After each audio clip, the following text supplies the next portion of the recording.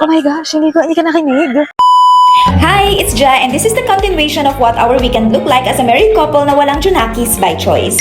Today is Sunday and I started my day with some video editing until 4:30 a.m.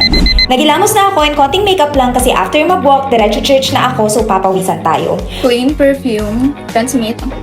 Ja. This is Justin actually. And I'm gonna be bringing this kasi nagsisimba ako. Papunas ng pawis at the same time, cover ko dito. Bye, babe. Alam niyo ba, story time lang. Kaya ako naglalagay ng bulabal dito. Kasi, dun sa simbahan sa amin, sa province, na-kick out ako. Kasi nakasuot ako ng sleeveless. Pero turtleneck siya na sleeveless. It's like, para siyang decente pa rin naman. Pero kinick out ako dahil lang sleeveless siya. Kaya starting nun, hindi na ako nagsisimba doon. Parang, I feel like masyado siyang stricto. Tapos literal na yung palda, kailangan mahaba talaga. And then dito, ina-accept naman tong ganito. Yun lang, nakakahiya syempre. Kailangan mo pa rin maging decente. I mean, yung pagka-sleeveless niya, parang hindi siya pang simba. So si Inyal, imimit ko na lang later sa simbahan.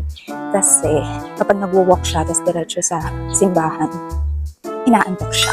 Tapos, may time naman, mag-walk siya, diretso siya sa bahay, hapon lang siya magsisimba, but nakakatulugan niya. So, sacrifice na lang yung walk para makapagsimba. Hindi ko tinataas yung camera ko kasi nahihiya ako.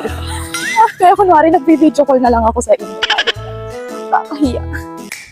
1 hour later.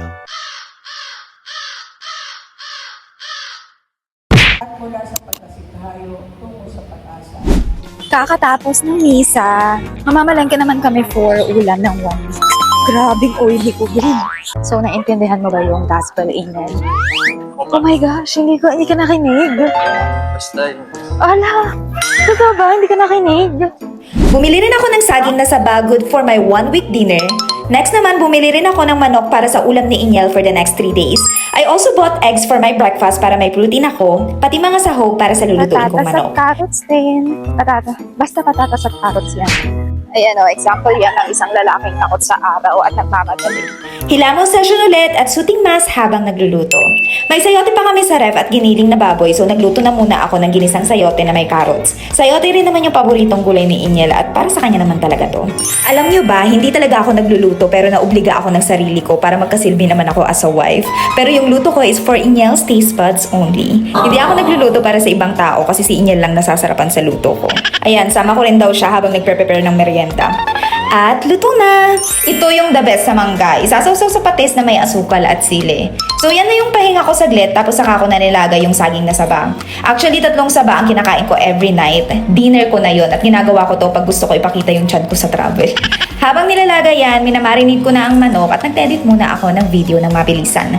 Naligo na rin ako at para pagkatapos ko, luto na yung saging at ma-start ko naman yung manok. Adobong may pinya ang gusto ni Inyel kaya yan. Oh, di ba? Walang transition. Nalimutan kong videohan. Pagkatapos ko magluto ng 3 pagkain, nag-edit na naman ng bading, hindi ko na malayan, 5 PM na pala. Sobrang puyat na yan for me, so nag-moisturizer lang at ready na for sleep. So that's it for my Sunday. Sobrang productive habang less than 500 pesos lang ang nagastos para sa 1 week na food prep. O, di ba? Don't forget to follow and see you on the next one. Yun lang. Bye-bye.